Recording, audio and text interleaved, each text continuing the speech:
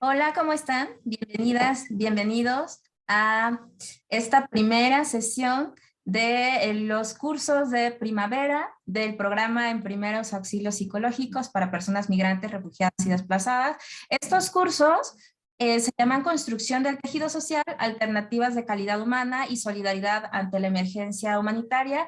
Me da muchísimo gusto ver nombres conocidos, instituciones conocidas.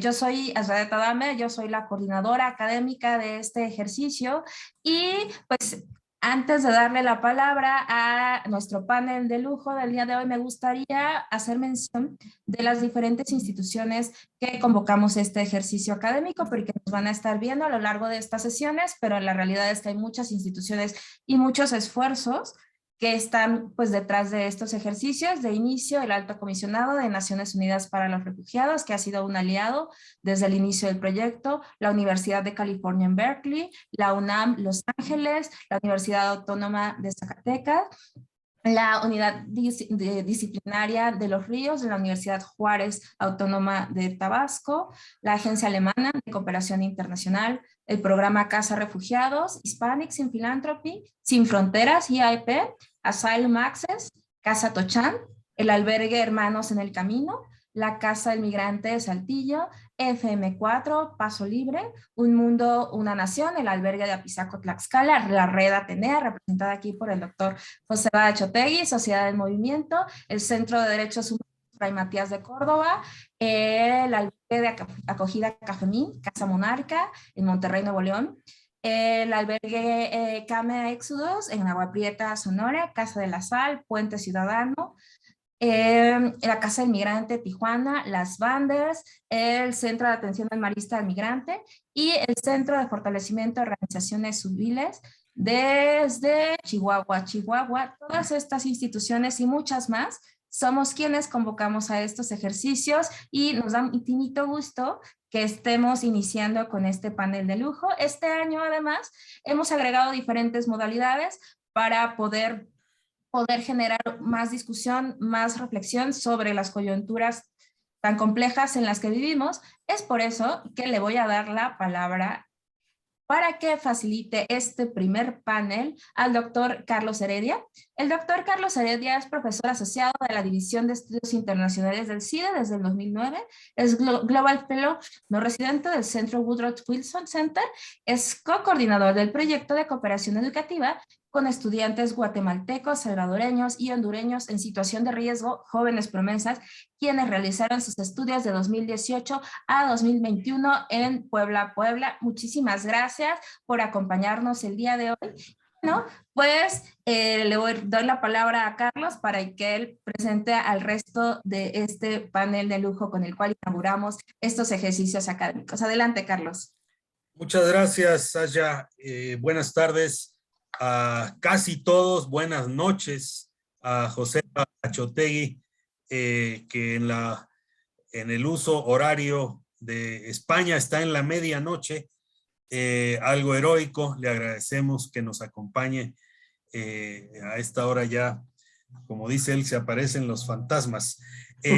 Adelanto que voy a hacer una muy breve presentación de cada uno, en la que abundaré cuando le toque su turno de intervenir. Entonces ahora solo voy a presentar a Joseba en mayor detalle. No veo a Emilio. Hay noticias de Emilio González. Ahí viene. Bueno, entonces van a intervenir en el siguiente orden. Primero Joseba, después Emilio, después Tonatiu y cerrando con broche de oro a Letia. Joseba Bachotegui es licenciado en medicina por la Universidad de Barcelona, especialista en psiquiatría por la misma, doctor en medicina por la Universidad del País Vasco con la calificación cum laude. Desde 91 es profesor de la Universidad de Barcelona y es coordinador del Grupo Internacional de Trabajo sobre el Síndrome de Ulises, auspiciado por la Comisión de Derechos y Libertades de los Ciudadanos del Parlamento Europeo. Por cierto, de aquí de México le enviaron ahí un mensaje al Parlamento Europeo hace unas semanas. Vamos a hablar de eso.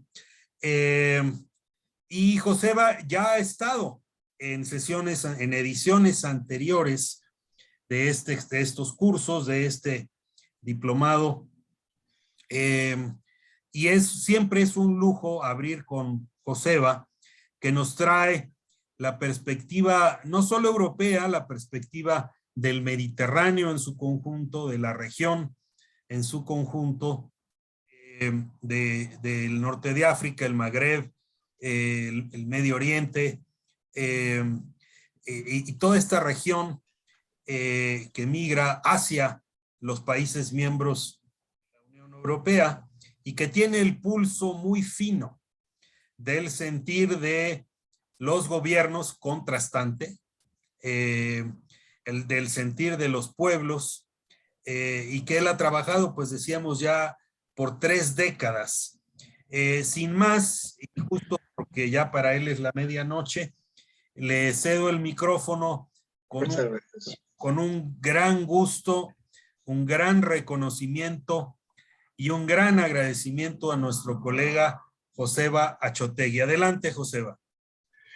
Bueno, pues muchísimas gracias, Carlos, por las amables palabras de presentación. Gracias a CIADET y a todo el grupo organizador, Helio, y todos los compañeros y compañeras que trabajáis ahí desde hace tanto tiempo y con los que me encanta colaborar.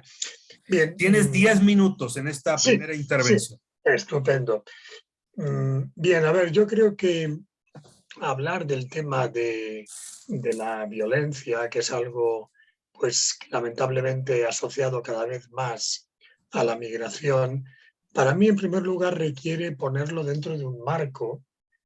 Yo me voy a referir sobre todo a la perspectiva psicológica, que es mi especialidad y mi parte. Entre todos haremos una visión mucho más amplia, pero yo voy a hablar de lo que he investigado, de lo que conozco. Entonces, para mí hay que poner el tema de la violencia en el marco de todos los duelos que se viven en la migración. Yo tengo un modelo de que hay 7 duelos en la migración que abarcan prácticamente todas las áreas de la vida. Y una de las áreas justamente es esta, el área de los riesgos físicos que se viven en la migración. Pero todo esto de los riesgos físicos y de la violencia está ligado a los demás duelos, al duelo por la familia, al duelo por la lengua, por la cultura, por la tierra, por el estatus social, por el grupo de pertenencia. Creo que tenemos que verlo todo en conjunto. Ese es el primer planteamiento. Pero luego, además, tendríamos que ver también cuál es la situación del inmigrante, porque hay muy diferentes situaciones y en este sentido yo también planteo que se puede vivir el duelo en buenas condiciones, en condiciones difíciles o en condiciones extremas.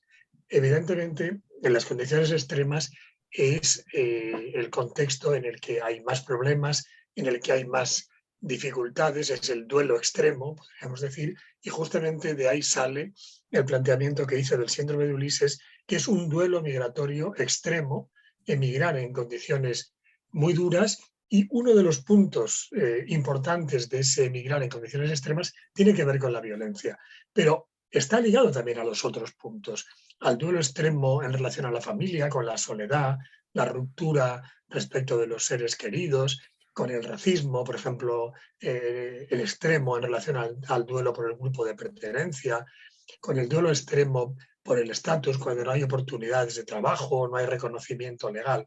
Es decir, creo que es importante verlo todo en un marco global. Y luego, además, es importante también ver que hay diferentes situaciones. Por ejemplo, en el caso de la mujer, vemos que hay más violencia todavía añadida. Entonces, tenemos que poner el foco también en diferentes aspectos de esta realidad amplia que es la migración, incluso la migración en situación de violencia, de agresión, pero ahí también hay particularidades. Creo que el tema de la mujer, del género, sería aquí un aspecto también importante.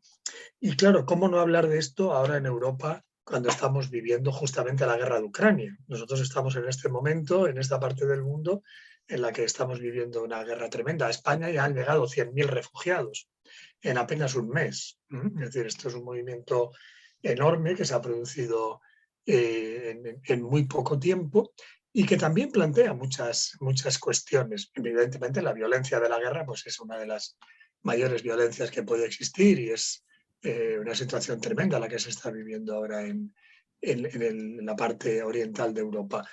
Pero esta situación se vive en otras partes del mundo y a veces desde Europa no se tiene en cuenta esta realidad. Es decir, estamos viviendo en Europa lo que por desgracia en otras partes del mundo se da de una manera bastante frecuente. Cuando se vive en Europa parece como que aquí nos sentimos que esto es algo, vamos, incomprensible, tremendo, cuando lamentablemente, por ejemplo, en relación al colonialismo y al postcolonialismo, pues estas violencias se han dado en muchos países, en Irak, en Siria, en muchas partes del mundo se ha vivido una situación de mucha violencia como la que ahora estamos viviendo los europeos en nuestras propias carnes, ¿no?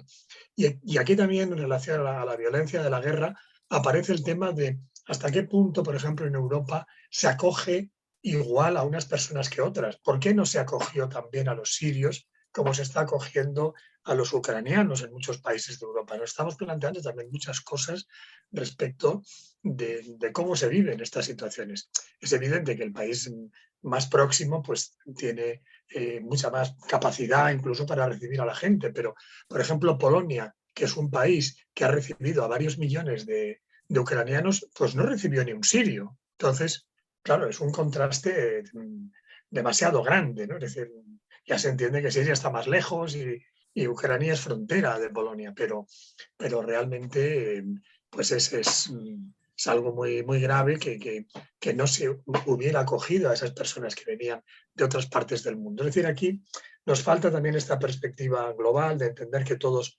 formamos parte del mismo planeta, ¿no? Y bueno, yo simplemente ya para ir terminando, creo que también habría que hablar de todo el riesgo físico y la violencia que ha supuesto el propio COVID, que ha puesto en peligro la vida, sobre todo de la población inmigrante, que, por ejemplo, en Europa es la que desempeña los trabajos más duros, es la gente que no dejó de trabajar en los momentos de más angustia en relación a la pandemia, estaban en la distribución, en la venta, seguían trabajando, ¿no? En una situación en la que la población estaba confinada. Es decir, aquí también se vivió una situación de violencia respecto de los inmigrantes.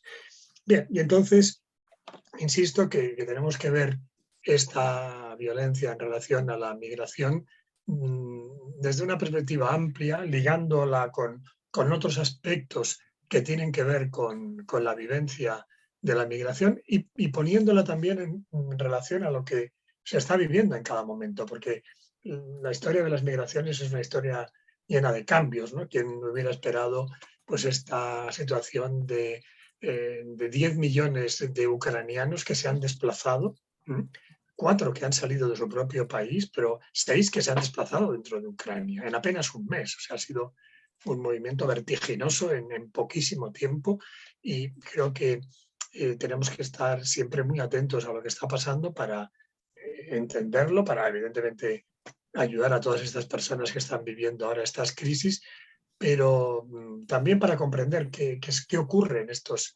fenómenos de la migración y del refugio y, bueno, cuáles son los procesos psicológicos que se ponen en marcha, como esto que comentaba de este duelo extremo del síndrome de Ulises, o gente que vive situaciones peores porque tiene vulnerabilidad y desarrolla un trastorno por estrés postraumático o un trastorno psiquiátrico. El síndrome de Ulises no es una enfermedad, es un duelo extremo, una reacción muy intensa ante una situación tremenda, y esto lo estamos viendo incluso aquí ya en refugiados que están llegando a España, pero otros incluso desarrollan pues trastornos mentales porque han vivido situaciones de violencia, pero tenían vulnerabilidad.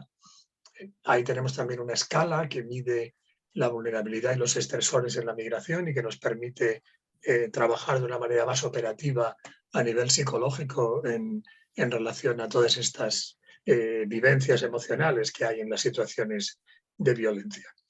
Bueno, yo más o menos con esto ya daría un poco mi perspectiva. Os agradezco mucho la invitación a participar y como vamos a seguir en contacto con diferentes actividades, pues tendremos ocasión de profundizar también más en el debate de estos temas. Joseba, muchas gracias. Para beneficio de quienes se conectaron ya iniciada la transmisión, ¿nos puede recordar los 7 duelos de la migración? Sí, tal como comentaba, sería la familia y los seres queridos, la lengua, la cultura, la tierra, el estatus social, el grupo de pertenencia y los riesgos físicos.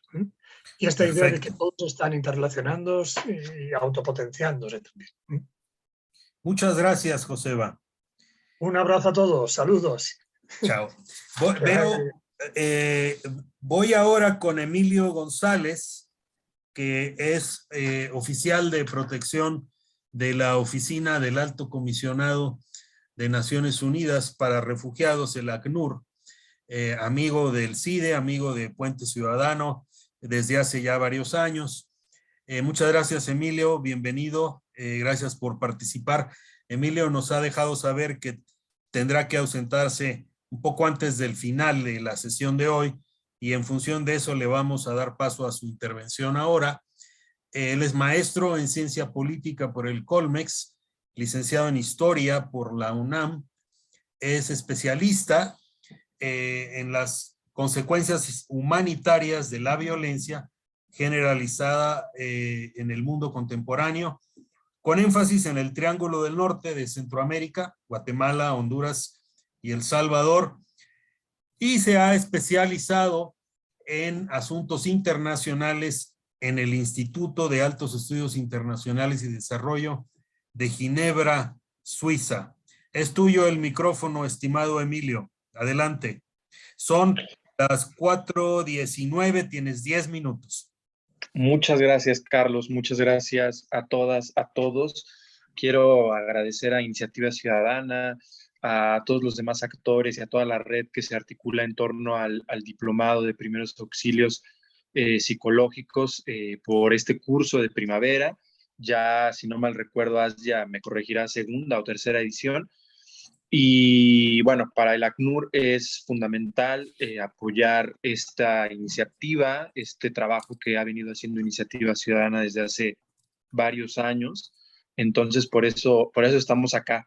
Me disculpo, justo a las 5 p.m. se me atraviesa algo que no pude cancelar. Entonces, bueno, pues aquí estaré esta hora, pero con mucho interés de escucharlas y escucharlos y compartir ideas. También me comprometo, como lo hemos hecho en otras ocasiones, si hay alguna duda que queda en el tintero, en dado caso que yo ya no la pueda responder vía oral, la pueda responder por escrito, como ya lo hemos hecho antes, ya que te mandamos siempre las respuestas. Bueno, yo quiero centrar mi participación en enfatizar la dimensión de la violencia como una de las varias causas de origen de la salida de personas del sistema migratorio mesoamericano, como lo denominan los especialistas.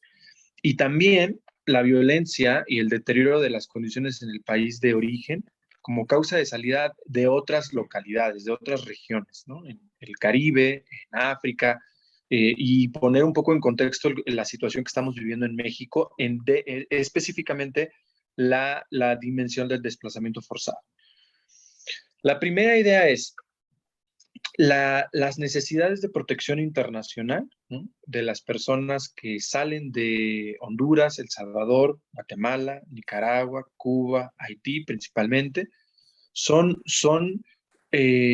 fundamentales para comprender cuáles son las respuestas que deben dar los actores, ¿no? O sea, si no se comprende a cabalidad exactamente cuál es la causa principal o una de las causas, en este caso, cuál es el lugar de la violencia entre las causas de la decisión de las personas que salen de estos países, difícilmente se podrán articular respuestas que puedan enarbolar los principios básicos de la protección internacional. Ya hablaremos de eso en 2 semanas, hablaremos específicamente de las leyes y del marco legal, pero en este caso me quiero enfocar no en lo legal, sino en lo contextual, ¿no?, en lo demográfico, en lo que estamos viendo. Y lo que estamos viendo desde hace varios años y que se ha agudizado en los últimos meses es que dentro del sistema migratorio mesoamericano hay una dimensión cada vez más amplia de personas que dicen salir de sus países por violencia, persecución o amenazas. Antes teníamos esta idea muy monolítica, muy unicausal de la migración, como una situación de corte más económico, laboral, incluso familiar, ¿no? Estos intentos de de la reunificación familiar en el norte, sobre todo en Estados Unidos, muy derivado de la necesidad de conseguir una mejor calidad de vida económica, ¿no? Ya hoy por hoy, ¿no? Y ese es un trabajo que hemos hecho desde hace varios años y que la realidad misma nos lo ha puesto en la mesa, ya no podemos hablar cada vez más de un sistema migratorio en el que se trata de personas migrantes centroamericanas o de otros países de Sudamérica, del Caribe, que intentan utilizar a México como vía de tránsito para llegar a Estados Unidos porque requieren encontrar un mejor trabajo y salir de la pobreza, ¿no? O sea, esa es como la narrativa tradicional del contexto migratorio en la región y que el ACNUR hoy pide, ¿no? Encarecidamente a los actores, ¿no? A la academia, a los gobiernos, a los albergues, a la iniciativa privada, que se complejice más en el análisis, ¿no?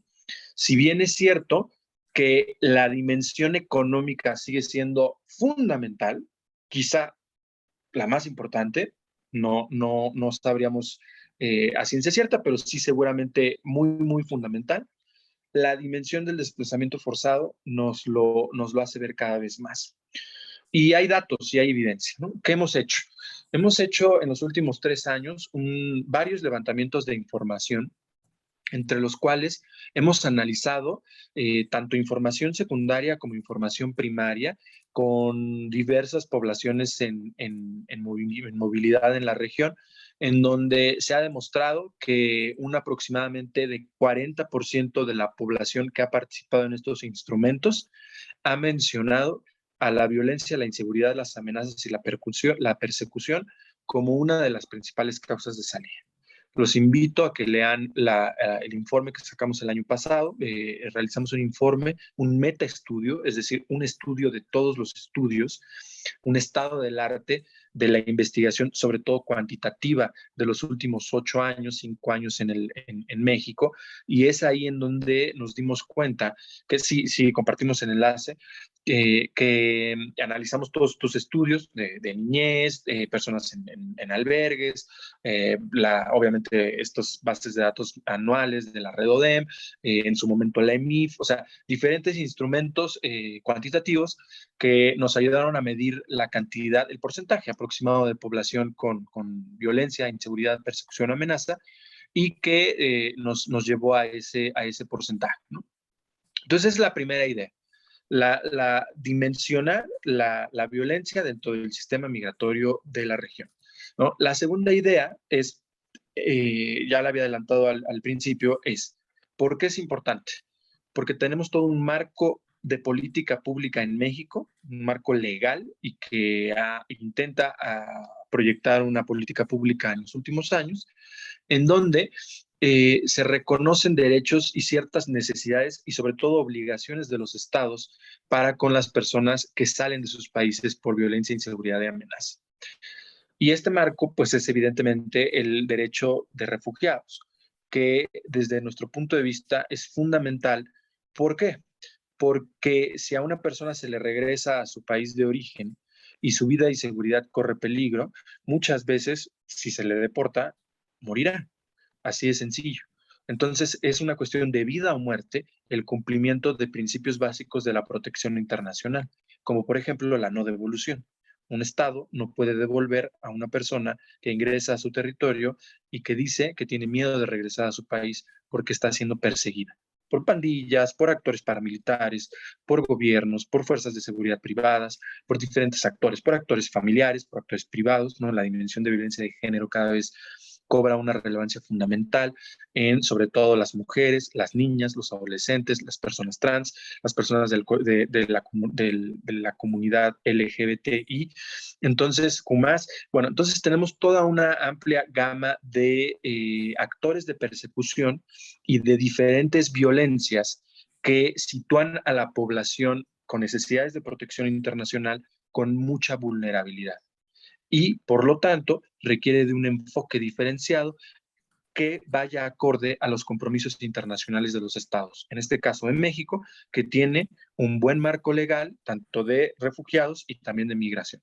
¿Que puede mejorarse? Evidentemente sí, lo hemos dicho públicamente. Hay algunos puntos de las leyes, ya lo veremos en la siguiente sesión, que pueden mejorarse, pero en el agregado, la ley de refugiados mexicana es una ley de avanzada que contiene prácticamente todos los postulados de la Convención del 51 y los desarrollos posteriores del derecho internacional de refugiados.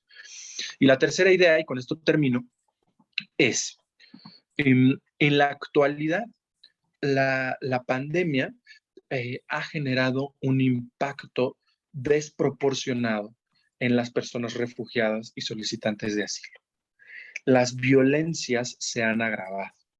La pandemia ha sido un exacerbante, un acelerador, pero permítanme el término, de circunstancias subyacentes y de circunstancias estructurales a los movimientos de población. Ha situado a nuestra población y en sus diferentes grupos de edad, género y diversidad con muchas necesidades de protección y asistencia. Y sumado a lo que ya decían el colega que me precedió, que hay una necesidad muy fuerte de reconocer el impacto de las violencias, no solo en las consecuencias legales y de documentación de las personas, que es el primer rubro de la protección, el de primera línea, sino sobre todo en la dignidad de la persona en su totalidad, en su integridad psicosocial, en su integridad social, socioeconómica, y cómo esto facilita o imposibilita su integración en México.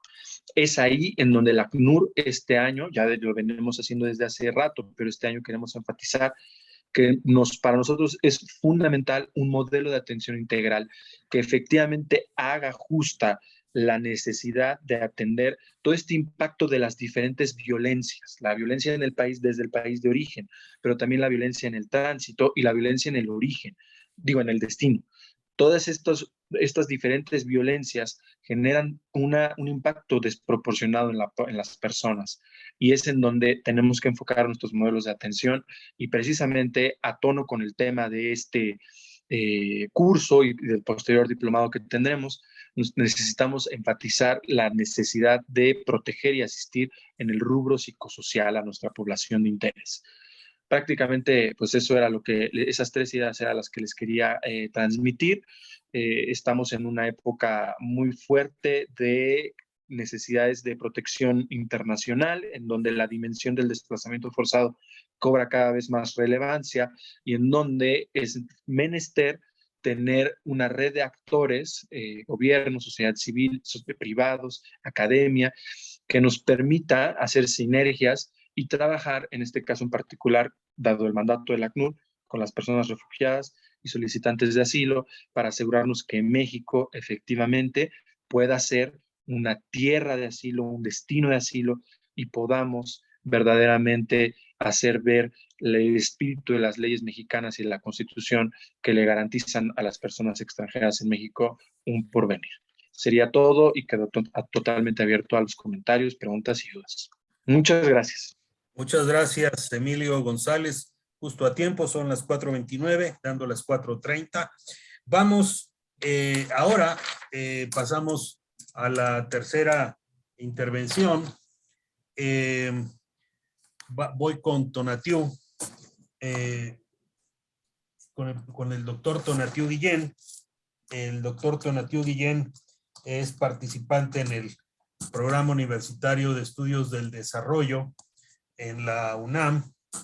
Es doctor en Ciencias Sociales con especialidad en Sociología por el Colegio de México.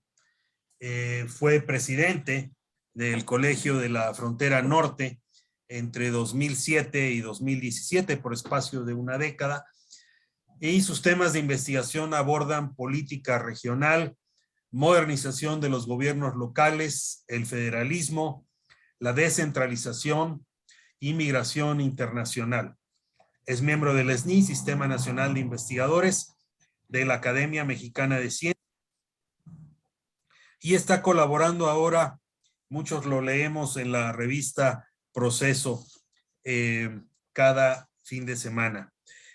Doctor Tonatiuh Guillén, adelante, son las 4:31 por los siguientes 10 minutos, por favor.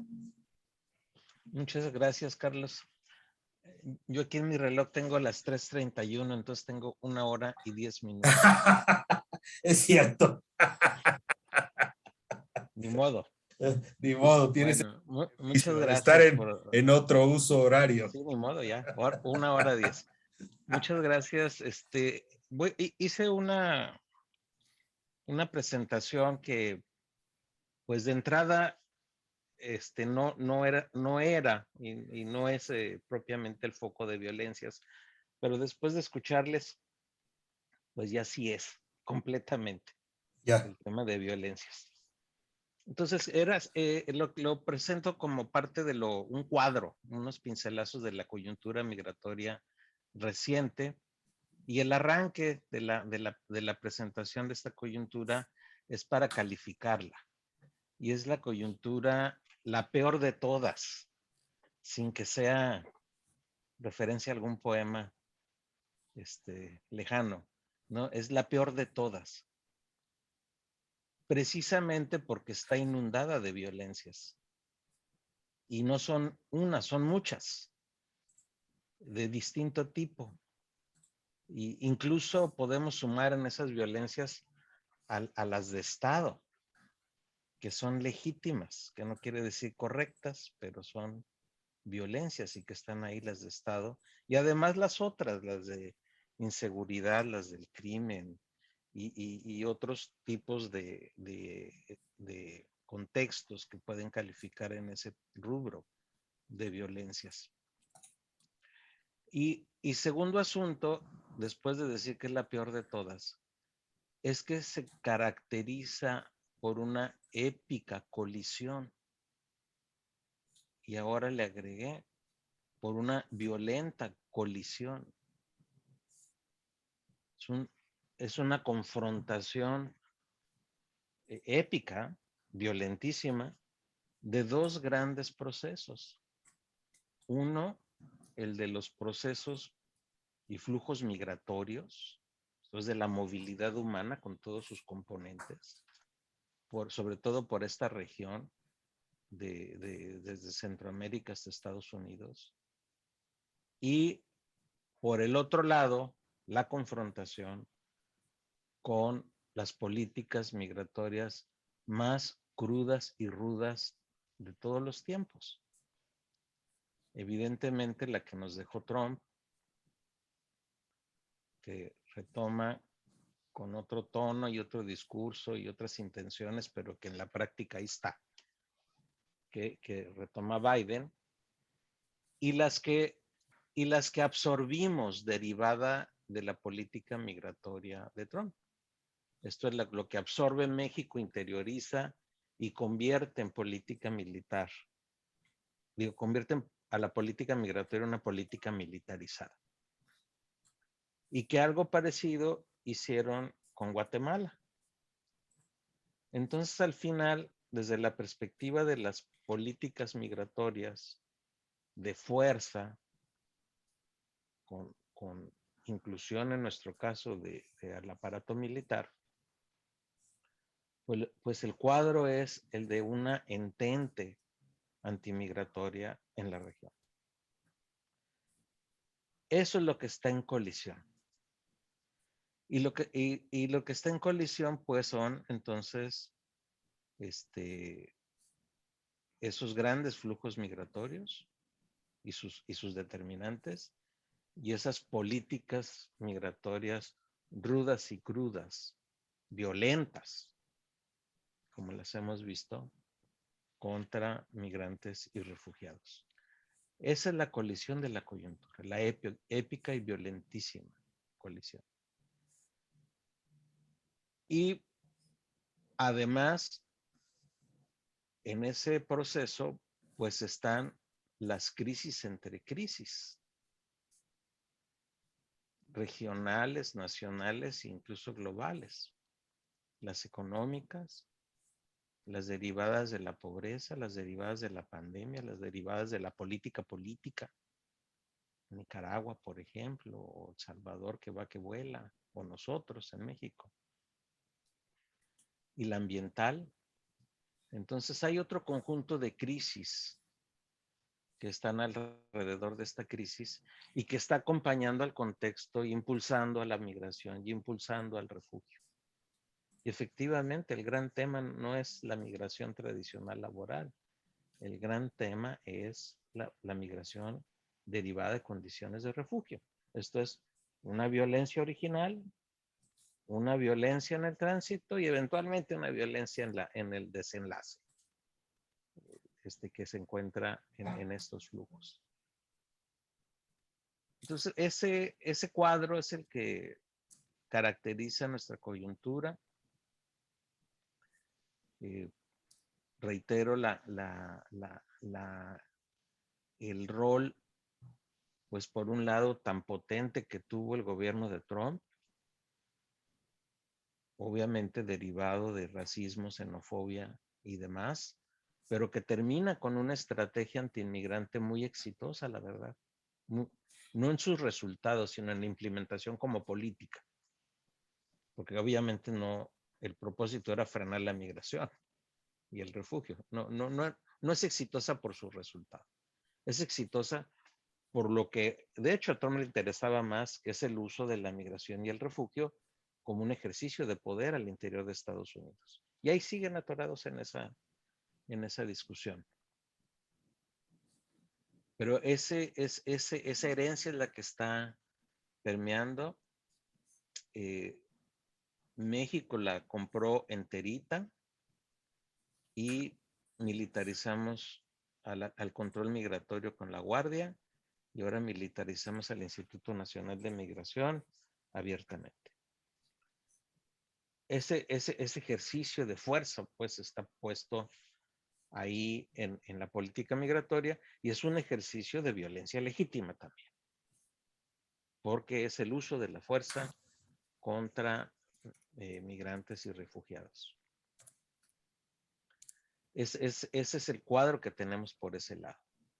Y por el lado de los flujos migrantes, solo quiero reiterar que el contexto de las crisis entre crisis y su recomposición reciente.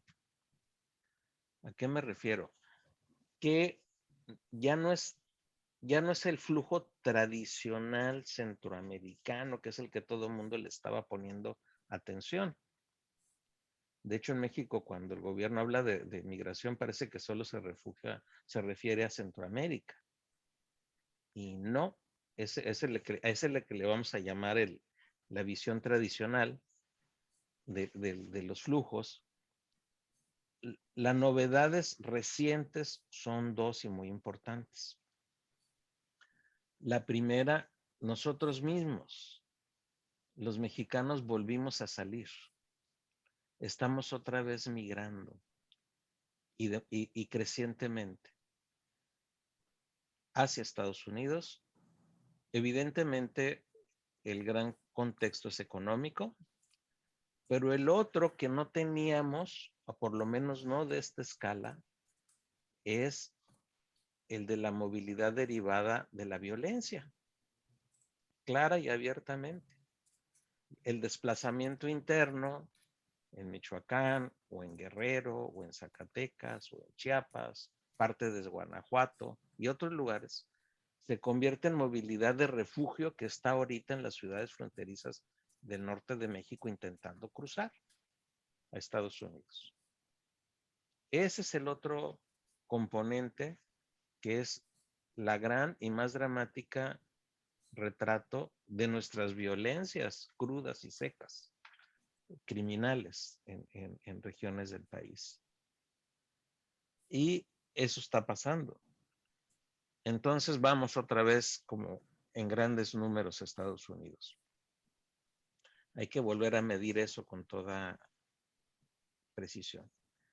Y el segundo gran grupo, que es la otra novedad, no en sí mismos porque ya estaban, pero porque se convirtieron en el mayor, en el flujo que está creciendo más, es lo que Estados Unidos clasifica como otros nacionalidades. O sea, no son mexicanos ni son centroamericanos, son otros. Y en ese otro pues van los haitianos, los cubanos, que fueron los más visibles, pero no únicamente, y no los ucranianos ni los rusos de las últimas semanas. Van de Nepal, de Bangladesh, de África, del Congo, de donde se les ocurra, de China, de India, toda esa masa enorme de países, esa diversidad gigantesca de países, agrupada como otros, es el nuevo gran flujo de personas. Más grande, mucho más grande que el centroamericano. Mucho más grande, bueno, no mucho, pero ya ahorita ya superando al mexicano. Y ese otro grupo, ¿cómo creen que se mueve tan ágilmente a través de México, pasando como si nada por aviones o tierra? Es el gran espacio del tráfico de personas. Entonces, la otra gran violencia y el otro gran asunto de la migración contemporánea es el rol potentísimo del tráfico de personas. En la épica colisión, el gran ganador ha sido las organizaciones de traficantes y evidentemente su red de complicidades a lo largo de todas las rutas. Pues en ese contexto, pues yo sí soy muy pesimista. Es el triunfo del crimen, el triunfo de las violencias, la no vigencia del Estado de Derecho, el que está detrás de todo ese contexto. Y en esa épica colisión también está sucediendo que están muriendo más personas que nunca. Son impresionantes los números de muertes en el tránsito. Esto lo tiene documentado muy bien OIM. 2 o 3 veces el promedio de otros años. ¿Y qué pasa también ahí? La continua violación de derechos de las personas. No solo la pérdida de la vida o el riesgo de perder la vida. ¿Se acuerdan del accidente en Chiapas? Y que se formó una supercomisión para resolverlo. Eso fue a principios de diciembre del año pasado. A la fecha no hay resultados y no los va a haber. Entonces, esa es la tragedia en la que está todo el contexto migratorio en México ahora. En muertes, violación de derechos. Y entonces, estas violencias pues se convierten en el contexto cotidiano de todo el proceso, incluida la violencia legítima de Estado, la que rechaza refugiados, la que golpea caravanas, la que rechaza a jóvenes y a niños. Ese es el mapa que les quería compartir. Muchas gracias. Y reitero, la peor coyuntura de todas.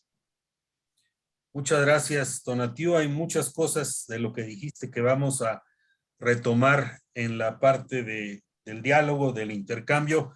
Les solicito a las personas que nos siguen vayan enviando sus preguntas. Algunos ya lo han hecho. Vamos a escuchar la presentación de Aletia y después ya continuamos en esta parte del intercambio.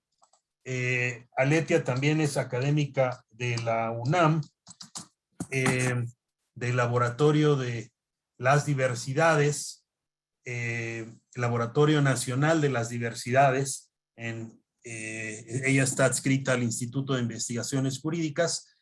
Es especialista en género, inmigración, detención migratoria, burocracias, violencia de género, autonomía de las mujeres. Doctora en estudios humanísticos con mención honorífica de excelencia por el TEC de Monterrey. Maestra en estudios europeos por la Universidad de Ámsterdam, Holanda. Licenciada en Relaciones Internacionales por el TEC de Monterrey y acaba de recibir una distinción. ¿Nos compartes qué distinción, Aletia? La distinción Premio Universidad Nacional Autónoma de México para jóvenes investigadores en el área de investigación en ciencias sociales. Enhorabuena, muchísimas felicidades. Son entonces las 4:46, tiene el micrófono la doctora Aletia de la Reguera por los siguientes 10 minutos. Muchas gracias, Carlos, por la introducción. Voy a ser muy medida con los tiempos para que aprovechemos bien el diálogo.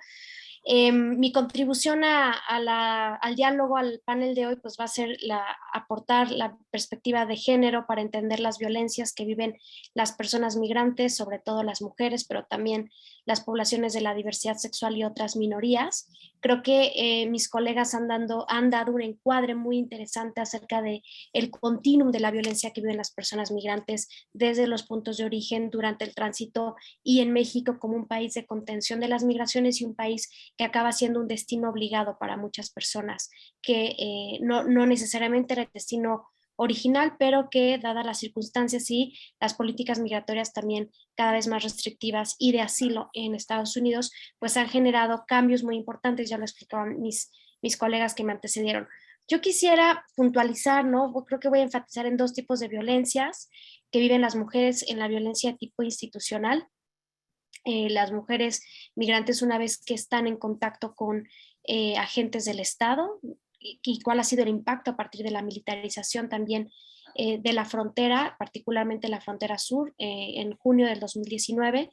Pero antes de empezar a explicar un poquito mejor a qué me refiero con violencias institucionales y también el contexto de violencia legal, que es un concepto que Cecilia Mengíbar ha desarrollado muy ampliamente con el estudio de poblaciones centroamericanas en detención migratoria en Estados Unidos, pues me gustaría empezar por decir que en México el tema de la violencia que viven las mujeres migrantes es un tema que ha sido señalado ampliamente por la Convención para la Eliminación de todas las formas de discriminación contra la mujer, la CEDAW. En el año 2018 hace recomendaciones muy particulares al Estado mexicano en materia de las violencias que viven las mujeres, particularmente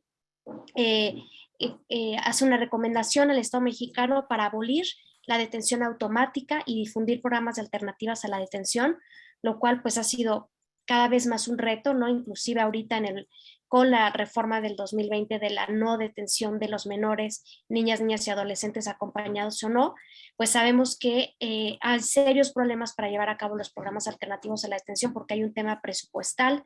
Venimos llegando de una visita a Tapachula y la verdad sí fue como muy preocupante ver las condiciones en las que se encuentran los programas alternativos a la detención cuando son operados por los gobiernos municipales. Esa es otra cosa que podríamos discutir también en materia de violencias. Hay una violencia estructural donde la federación le deja en manos a los gobiernos municipales la parte más operativa para poder dar protección y estos programas de alternativas a la detención. La CEDAW, por otra parte, también hace un énfasis muy particular en lograr que el gobierno mexicano asegure el acceso efectivo a los procedimientos de la determinación de la condición de refugiado de forma justa, eficiente y con perspectiva de género. Y creo que aquí también es donde está uno de los retos más importantes, porque institucionalmente, como se gestiona la política de asilo, no necesariamente es desde una perspectiva de género. Las mujeres cuando están migrando con sus familias, no son ellas las que tienen el acceso a la entrevista. Normalmente se entrevista a su pareja porque hay una concepción de las mujeres como cuidadoras. Las mujeres migran como madres, migran como cuidando a otros, a veces cuidan a otros dependientes, a otras personas enfermas, y en ese sentido yo diría la gran agenda pendiente que existe en materia de género y migración es el tema de los cuidados y cómo poder generar opciones para que las mujeres puedan ser quienes también tienen control sobre su expediente, quienes sepan cuáles son los procedimientos a los que están sujetas para regularización y que más adelante puedan tener acceso a poder tener un empleo. Y en general, ¿no? Creo que el gran obstáculo es que están migrando como cuidadoras y que los procedimientos de la determinación de la condición de refugiado no necesariamente en las entrevistas se genera una perspectiva de género. Hay muchos casos de mujeres que están siendo violentadas también por sus parejas con las que están migrando y no hay forma de detectarlo. Y la otra gran recomendación de la CEDAW, y con esto voy a ir estructurando lo que quiero comentar, ¿no?, de violencia institucional, pues es el tema de las desapariciones forzadas de mujeres migrantes. Creo que ahí es un saldo pendiente, ¿no? El tema de desapariciones de mujeres, no hay cifras, no hay forma de realmente saber qué está pasando con las mujeres una vez que entran a territorio mexicano y que son víctimas del delito por parte del crimen organizado, ya lo decía el doctor Tonatiuh Guillén, toda esta clandestinidad a las que están expuestas también las mujeres, quienes desde hace muchísimo tiempo usan rutas alternativas para migrar de forma intencionalmente más segura, para evitar los retenes, para evitar el contacto con las autoridades migratorias, pero que acaban siendo expuestas a migrar por rutas más clandestinas y a mayores riesgos.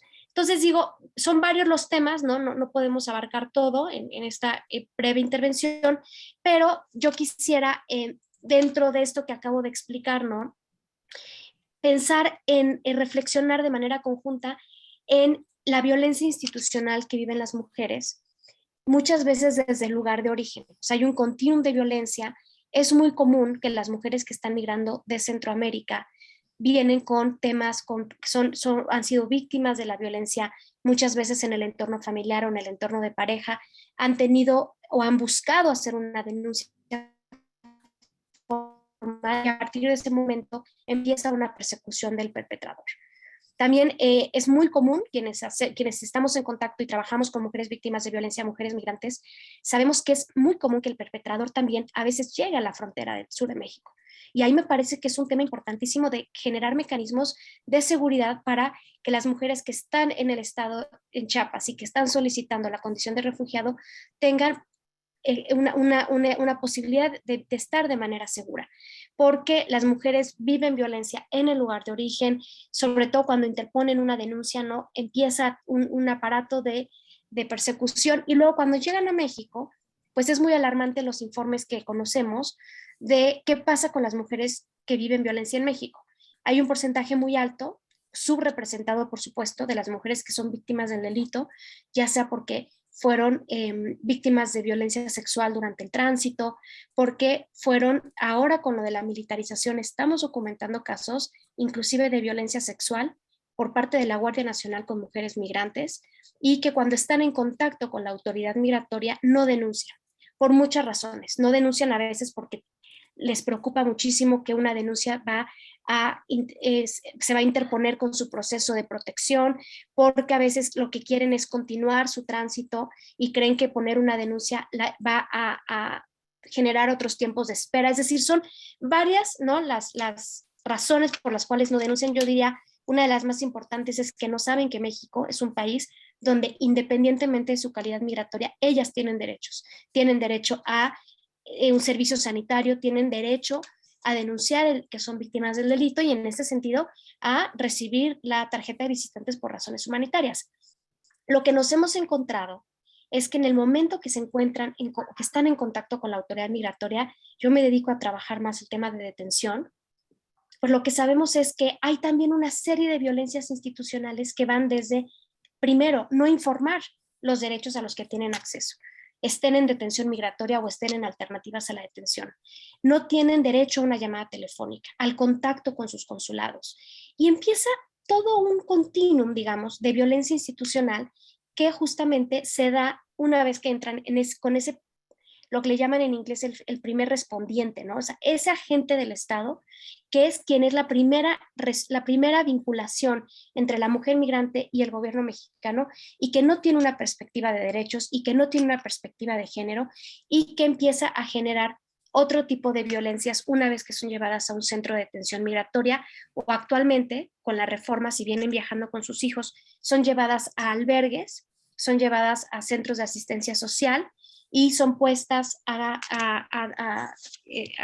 en manos de la Procuraduría, quien va a determinar cuál es la ruta que va a seguir. Lo que estamos viendo es que un porcentaje muy importante está siendo detenida en espacios alternativos a la detención y que acaban siendo deportadas. Entonces, me parece que hay mucho que poder discutir sobre violencias institucionales. Esto que yo decía, y ya con esto voy a ir cerrando, el concepto de violencia legal, ¿no?, que utiliza, que Cecilia Mengíbar lo ha trabajado muy bien, que tiene que ver con estas formas distintas, ¿no? Mutuamente reforzadas, de formas de violencia que la ley permite.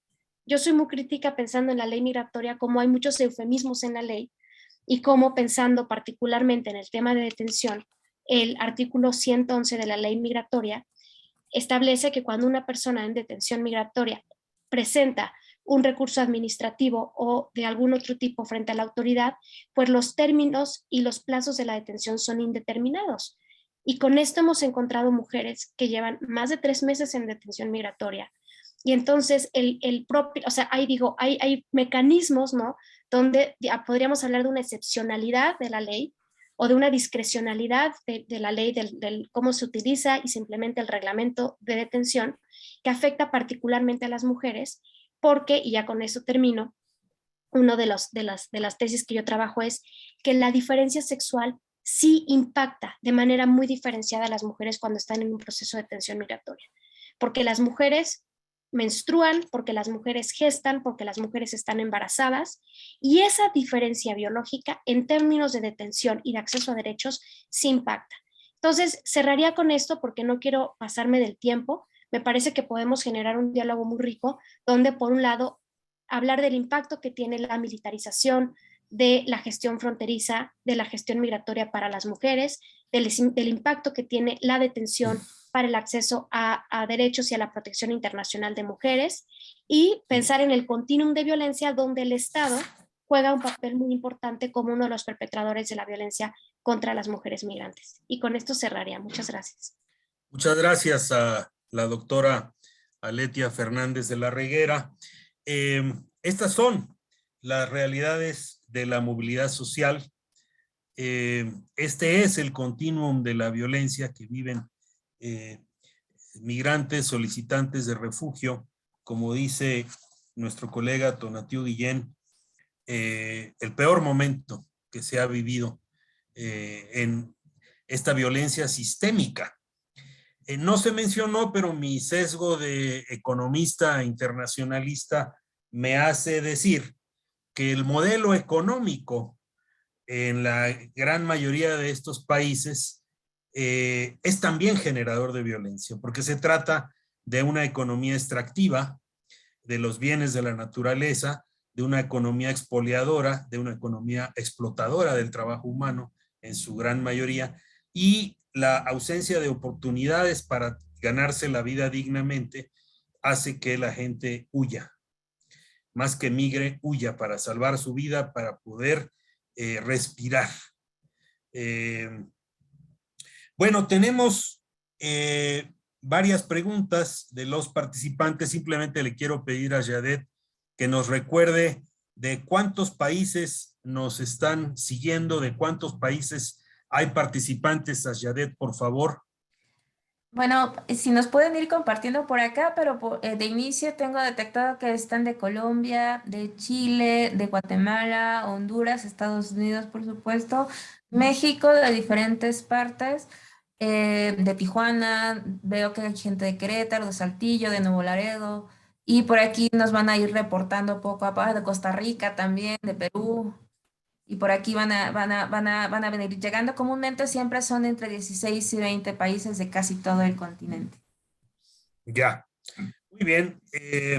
Pues habrá fenómenos compartidos, habrá fenómenos, digamos, propios de alguna región específica.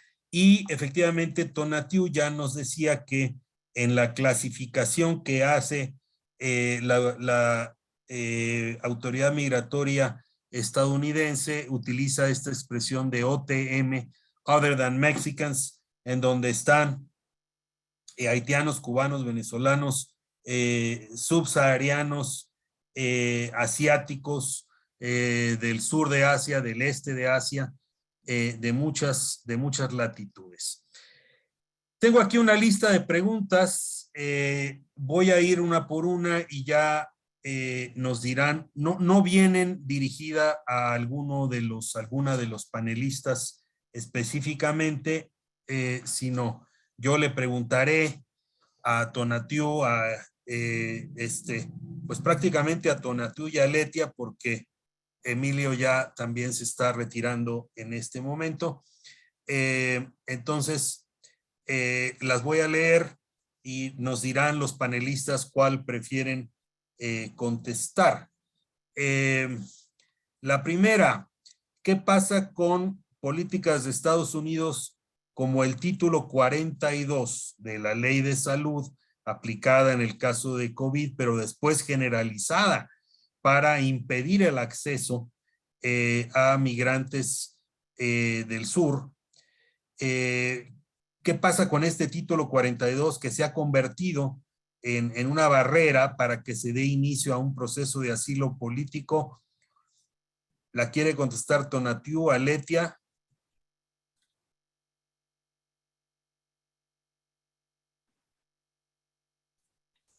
No sé si, bueno, cuál es el formato, pero entonces si podríamos tal vez tomar 3 preguntas, Carlos, y así como Correcto. podemos cada uno dar nuestra, Muy bien. digo, no sé cuántas preguntas hay, pero tal vez luego, Por si el se momento juntan, tenemos 4, entonces vamos a seguir sugerencia de Aletia. Entonces, la primera, título 42. La segunda es sobre los niños, cómo se ven afectados los niños que son forzados a desplazarse por la violencia durante su estadía en México. ¿Cómo afecta esto en específico a los niños?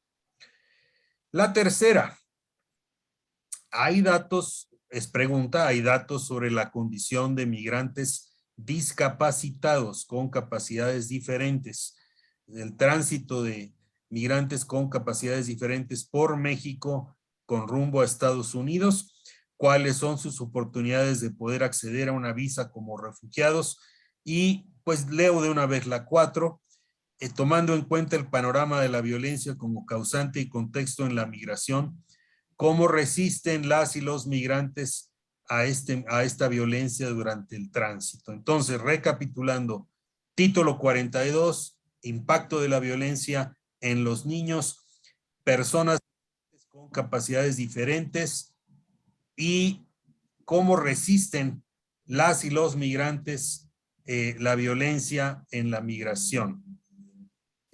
Vienen más, pero vamos a pasarle el micrófono a nuestros panelistas y regreso a una segunda ronda de preguntas. Entonces, Aletia, ¿cuáles deseas contestar? ok, pues digo, tal vez puedo dar un encuadre un poco para las 4 preguntas. No tengo tal vez información tan precisa para responder todas, pero bueno, primero yo diría que lo del título 42 a mí me parece que es una práctica, es una expresión más de cómo hay un discurso global que criminaliza a las migraciones. Esto es algo que está en consonancia con, justamente se desconectó nuestro colega de España, pero es algo que estamos viendo cómo se replica, ¿no? En cuanto a esta coexistencia de controles fronterizos y protección internacional en diferentes fronteras del mundo, y que el título 42 lo que ha venido a hacer es justamente a generar no solamente o reforzar estos discursos de criminalización, sino que además también los migrantes como agentes contaminantes, agentes de riesgo, ya sea que son de riesgo porque son peligrosos o son de riesgos porque pueden estar enfermos, ¿no? Entonces empezó como una cosa temporal y lo que estamos viendo es que bajo título 42 las deportaciones están siendo expeditas y que además también bajo este título 42 pues que no solamente están siendo expeditas, sino que cada vez más México ha estado recibiendo a estas poblaciones centroamericanas y también de otras latitudes que están siendo expulsadas de Estados Unidos y que no están siendo deportadas a sus países, sino que están siendo deportadas, llevadas a México. Y entonces, bueno, ahí estuvo toda la crisis el final del año pasado, donde inclusive sabíamos que había vuelos que venían de Texas hacia Tapachula, y que había también deportaciones diarias bajo este título de personas de Haití, de personas centroamericanas que estaban siguiendo a la frontera sur de Estados Unidos. Entonces, pues a mí me parece que es realmente una forma más de otras que hemos visto, donde se refuerzan los discursos criminalizantes y se generan formas para incumplir, ¿no?, con el derecho a tener acceso al territorio y el derecho a solicitar asilo, porque son migraciones forzadas, no son migraciones económicas y se siguen tratando como tal. En cuanto a lo de los niños y las personas con discapacidad, es un tema que me parece importantísimo seguir hablando sobre qué está pasando con esta reforma de la no detención en México, porque lo que estamos viendo es que no hay un presupuesto asignado a esta reforma y entonces los niños están muy desprotegidos. Los niños migrantes, ya sea que viajen solos o que viajen con sus familias, ¿no? No hay condiciones para generar procesos de acogida ni procesos de protección para estos menores. Entonces, lo que está sucediendo es que son detenidos en centros de alternativas a la detención y casi todos los casos están siendo deportados. Sí hay casos de unificación familiar, pero pensar en niños migrantes habría que pensar en separaciones familiares, porque muchos niños están viajando con personas que los cuidan y no hay forma de acreditar el vínculo familiar. Entonces los adultos son llevados y son deportados y los niños son llevados a otro albergue o a otro espacio alternativo y finalmente deportados.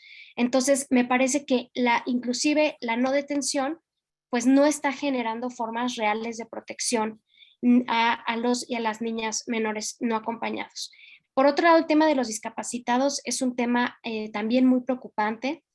Insistía yo que, bueno, estuvimos hace 15 días precisamente en Tapachula haciendo trabajo de campo y lo que vimos fueron cada vez, como ya lo hemos visto desde las caravanas, el rostro de los migrantes que están esperando su visa por razones tarjeta de visitante por razones humanitarias. Son familias con mujeres embarazadas y también hay personas, niños enfermos y personas con discapacidad. Y no existen programas específicos, por ejemplo, el tema de salud mental. Es difícil encontrar que haya albergues especializados o que haya programas donde se estén generando servicios para personas con cualquier tipo de discapacidad y en particular yo enfatizaría las personas que tienen problemas de salud mental. No conozco realmente un informe que podamos estar hablando de un diagnóstico. Me parece que son poblaciones que quedan subrepresentadas y que quedan en la periferia de las políticas de protección. Y finalmente lo de la resistencia de las personas migrantes ante la violencia, bueno, pues sí sabemos que las personas migrantes tienen sus propias formas de organización, todo lo que está sucediendo con cómo se organizan a través de las redes sociales, la importancia también de que se generen mecanismos para la inclusión financiera. Muchas veces las personas quedan varadas porque no tienen la posibilidad de tener acceso a dinero que les están enviando sus familiares, pero definitivamente yo hablaría de formas de resistencia en cuanto a que cada vez hay, tampoco voy a hacer, no, pues sí, tampoco vamos a cantar victoria, pero sí cada vez hay más pues hay formas en que se están agrupando y que están haciendo protestas, ¿no? Ante las imposibilidades de poder acceder a un mecanismo de regulación. Entonces, digamos, hay tesis, ¿no? De que las propias caravanas migrantes eran una forma de resistencia. No lo veo necesariamente así, pero sí veo que hay mucha organización a través de las colectivas y a través de las redes sociales y que definitivamente hoy se están gestando otras formas de asociación y otras formas de generar sus propias estrategias para poder continuar con el viaje. Creo que hasta aquí dejaría esta parte de la primera ronda de preguntas. Muchas gracias. Gracias a la doctora Fernández de la Reguera. Tonatiuh, pues quizá tú también tengas comentarios sobre estas primeras 4, pero para no errarle y no omitir ninguna, voy a leer las siguientes 3 preguntas y ya quedas en libertad de comentar sobre la que quieras. ¿Tienen datos sobre la condición de personas menores de edad que transitan sin una persona adulta, niños y niñas no acompañados? La número 6, ¿qué alternativas pueden proponerse para responder a las brechas de género para las mujeres migrantes? Esto a sabiendas del desconocimiento de los datos de mujeres afectadas en estas oleadas migratorias. Ya lo abordó Aletia, si quieres agregar algo. ¿Cuál artículo? Pregunta 7, ¿cuál artículo habla sobre el derecho a la educación de refugiados, niños, niñas no acompañados, sobre el acceso a la misma sin la documentación oficial del lugar de origen? Pues refugiados que llegan a México que por supuesto no tienen documentación oficial emitida por el gobierno de México, ya que nos hemos topado con instituciones públicas que niegan ese acceso porque no tienen su acta de nacimiento. cedo el micrófono, son las 5:10 de la tarde, cedo el micrófono al doctor Tonatiuh Guillén. Adelante, doctor. Gracias, Carlos. Comentarios rápidos y que espero sean complementarios de lo que dijo muy bien Aletia. Sobre título 42, pues tiene varias caras para subrayar. La primera es que fue pues una manera de esconder a la legislación migratoria y de refugio de Estados Unidos. Pues el joven Trump y sus asesores hicieron una estrategia muy fina de cómo cerrar a Estados Unidos a la migración y refugio. Y la iban adaptando y la iban acomodando. Desde el muro que iba a pagar México hasta pues esta poderosísima influencia sobre las políticas migratorias de México y de Centroamérica, que nos cambiaron mucho. Y en la último jalón, pues el COVID como argumento, y entonces ya nadie puede entrar. Entonces el uso de la pandemia como argumento para cerrar a Estados Unidos, pues se encontraron con el famoso ahora título 42. Entonces fue una manera de darle la vuelta a la legislación de Estados Unidos en otra cancha, que es la de migración y la de asilo. Y del otro lado retrata una cara pues muy, muy negativa de la transformación de la política migratoria mexicana. Y es que México, sin chistar, se convirtió en puerta abierta a ese proceso. Ya ni siquiera metimos la mano, ¿no? Ya es un reguilete que de entrada viola toda la normatividad mexicana, la ley de migración. ¿Cómo entras así como hacia México desde cualquier punto, ¿no? Sobre todo cuando es un procedimiento que decide otro país. Entonces, la parte lamentable es esa conversión de México en puerta abierta, que se pueden argumentar razones humanitarias, como lo ha hecho el discurso oficial, pero cuando son razones humanitarias y no hay asistencia humanitaria, pues se convierte en cualquier otra cosa. Cuando no hay un acuerdo explícito, formal, de protección entre los dos países, se convierte en cualquier otra cosa. Entonces, a su modo también describe pues lo que nos convertimos en esta relación muy alineada con lo que pasaba en Estados Unidos, que no había pasado pues nunca, en ese tono por lo menos, en ese nivel. Y retrata también ese cambio. Son lo que yo añadiría ahí. Y con respecto a la niñez migrante, pues hay también una enorme paradoja, porque nuestra legislación es muy protectora de la niñez migrante y de la niñez también en condiciones que ameritan refugio. Pero en la práctica no.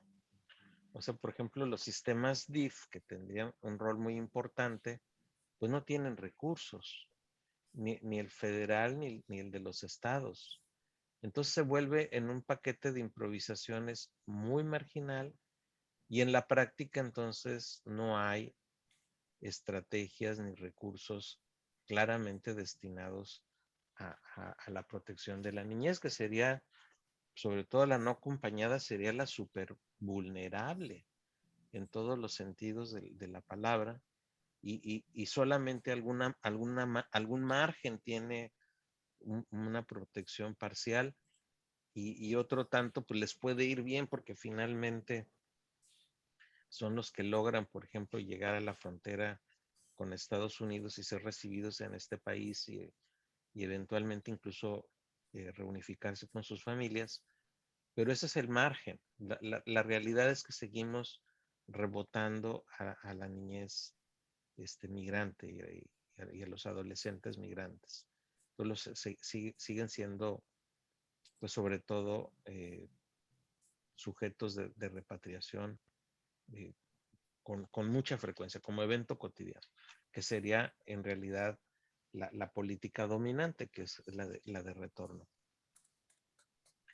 Solo me gustaría agregar que en el tema de niñez migrante hay otro gran asunto que no le hemos puesto suficiente foco, y es el de los niños que se quedan sin sus padres o madres porque son deportados desde Estados Unidos. Entonces, tratándose de niños de nacionalidad estadounidense sobre todo. Entonces, ahí yo he insistido en que hay necesidad de una estrategia jurídica que no vaya sobre el papá o la mamá y la protección del papá o la mamá, sino que en función de la agresión de Estado que sufre un niño al quitarle a la mamá o al papá, esa es la ruta jurídica que habría que estar, enfatizando. Entonces, ese escenario, sobre todo lo estoy pensando en los que se quedan en Estados Unidos. Entonces, sí hay ahí pues una problemática muy grande. O sea, hay esfuerzos que están haciéndose sobre todo por organismos de la sociedad civil en el campo de la niñez y otras entidades, pero reitero que es marginal frente a la dimensión tan compleja que tiene la problemática de la niñez. Sobre todo, reitero, la población no acompañada es la que está en condiciones más complicadas. Y el esfuerzo jurídico es valioso, el esfuerzo operativo y de recursos todavía no está a la altura. Y en el tema de la resistencia de los migrantes y de cómo enfrentan, pues es parte de la problemática general del migrante. No son actores sociales ni actores políticos en el estado de tránsito ni en el de recepción, y menos en el estado de tránsito. Entonces, ¿quién representa los intereses de la población migrante? Yo creo que políticamente quien ha hecho más esfuerzo han sido organismos de la sociedad civil, que han estado en el frente de batalla continuamente. Pero ¿quién representa? Ese es un tema complicado. Últimamente vemos por ahí señales no de representación, sino de resistencia, que están interesantes. Por ejemplo, cuando hacen una manifestación en Tapachula, o se hacen marcha en Tapachula, o hacen cosas muy dramáticas como coserse los labios. Ese es un acto político, pero es un acto político también marginal en el contexto en donde son personas que no tienen, no son actores políticos reconocidos. Y dicho con mayor dramatismo, no tienen costo político interno. Ese es el tema en México, sobre todo. Menos en Estados Unidos pasa esto, pero en México el gran asunto es que no tienen costo político. Y es una problemática social más allá de la migrante. ¿Por qué no tienen costo político lo que sucede con la migración o lo que hacemos con la migración y el refugio? Pero forma parte de la debilidad social y política que tiene esta población. Y le agregaría la extrema debilidad política que tiene esta población. Entonces reitero que ahí el frente principal y en la pelea y en lo que alcanzan, pues son las ONGs, las que están sobre todo en el posicionamiento público, por lo menos, de la problemática.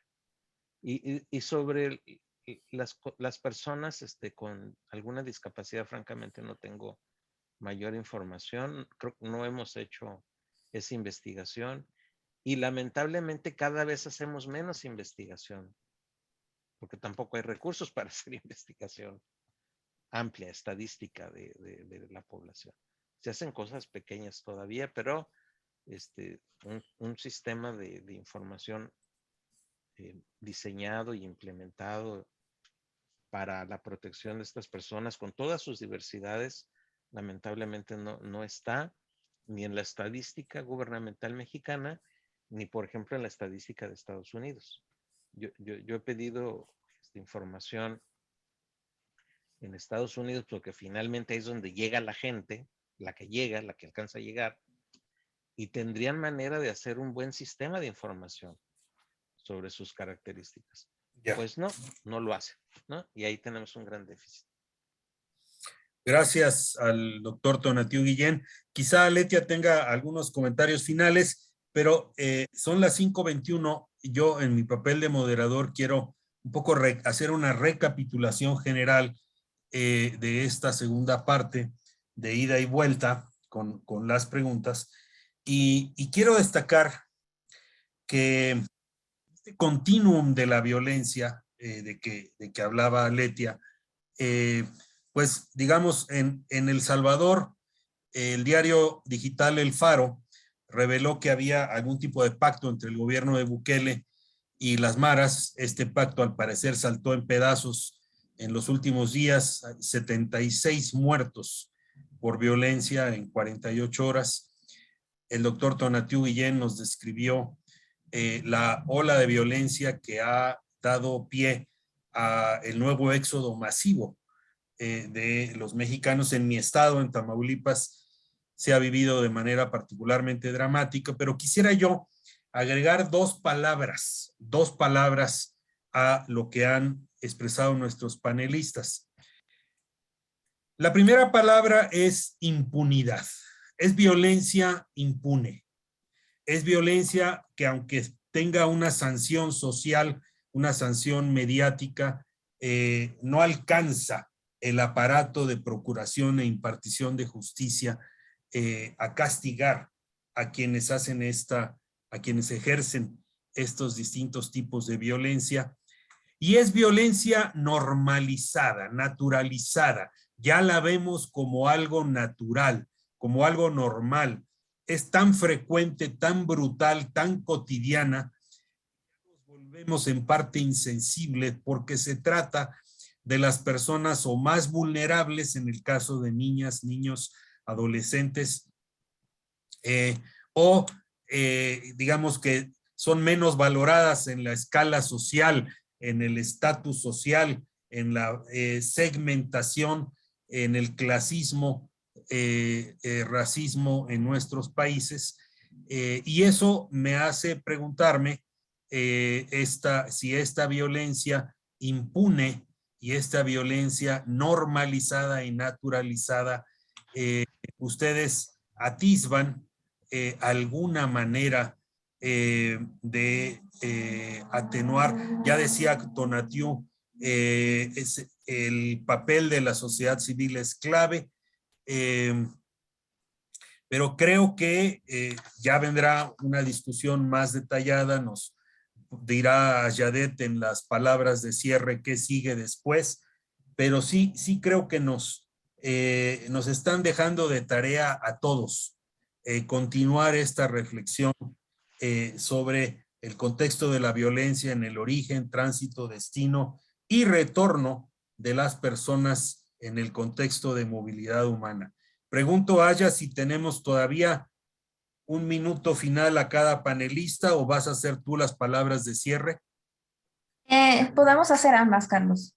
Bueno, entonces, Aletia, palabras de tu última intervención. Voy con Tonatiuh y cierra Yadet.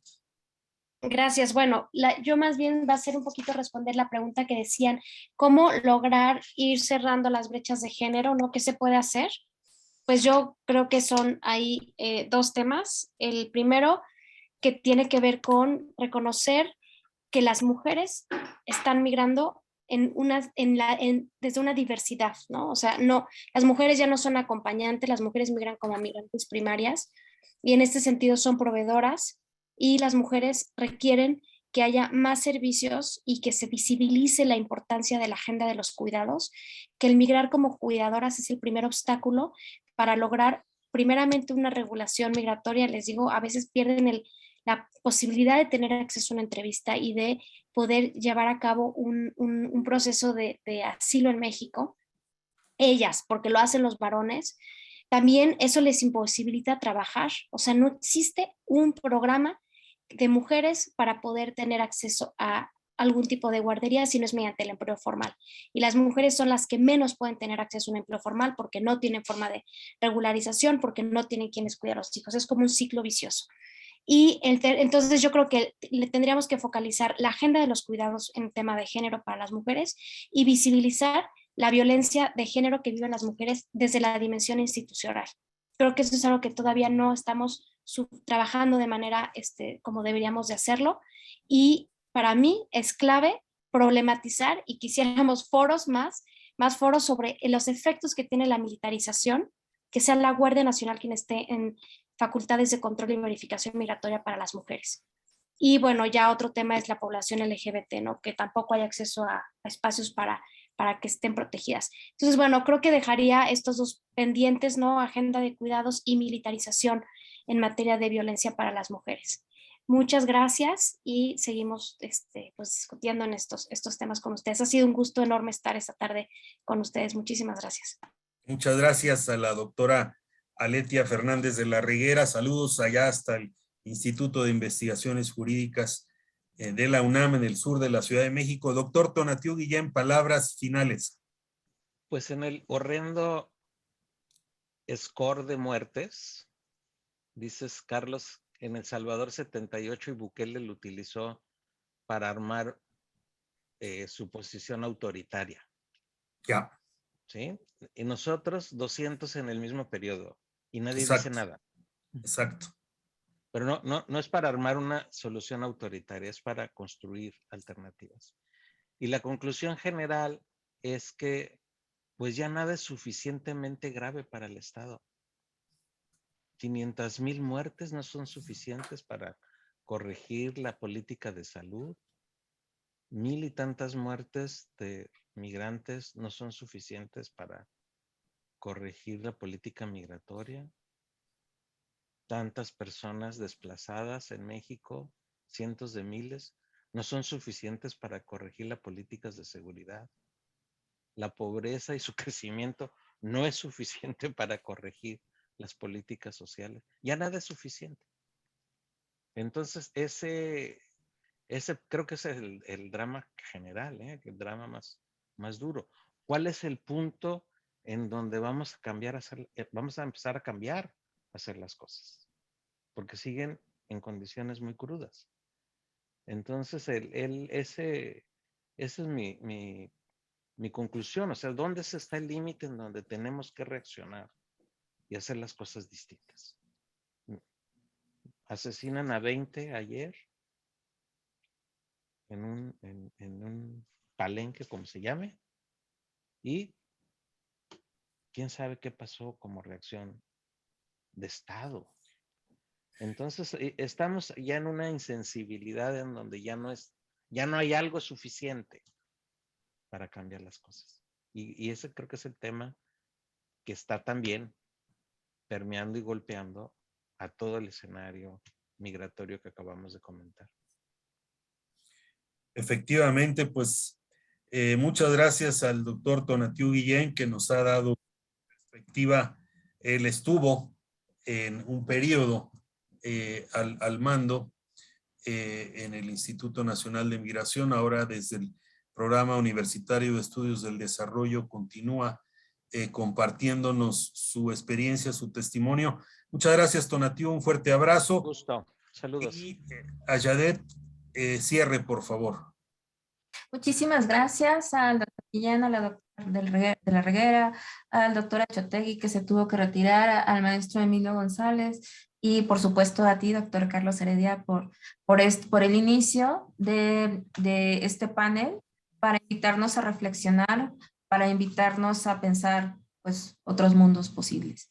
Un poco quisiera compartirles que la siguiente sesión de este curso será el próximo lunes, y justo hablaremos sobre derecho internacional. También va a ser impartida por el Alto Comisionado de las Naciones Unidas para los Refugiados. Y el próximo miércoles, este miércoles 30 de marzo, inicia el segundo curso. Como ustedes habrán visto en la convocatoria, podrían inscribirse a 1, 2 o a los 3 cursos. Y el segundo curso que inicia el próximo miércoles es sobre salud mental y en tiempos de pandemia. También abrimos con otro panel. Los principales retos y oportunidades de la salud física y mental como políticas de protección en tiempos de pandemia. Y justo un poco de lo que hablaba la doctora de la Reguera, pues por ahí va la discusión, por ahí va la reflexión para seguir dialogando y seguir poniendo el dedo en el renglón de otras maneras, de otras posibles ideas para que no tenga, para no perder esta capacidad de sorpresa y de que esto que no es normal lo convirtamos en cotidiano. Muchísimas gracias. Es la primera vez que en los cursos de primavera hacemos este panel. La verdad es que la audiencia se mantuvo al 90 y tantos %. Entonces, bueno, pues ojalá nos puedan acompañar en siguientes sesiones. Y bueno, a todas las personas que se inscribieron para el curso del miércoles, nos vemos el miércoles. Y las que se inscribieron para solamente el curso de los lunes, nos vemos el próximo lunes. Saludos y muy buenas tardes a todos, a todas, a todos. Nos vemos. Muchísimas gracias. Que tengan muy buena tarde. Chao. Hasta luego. Bye.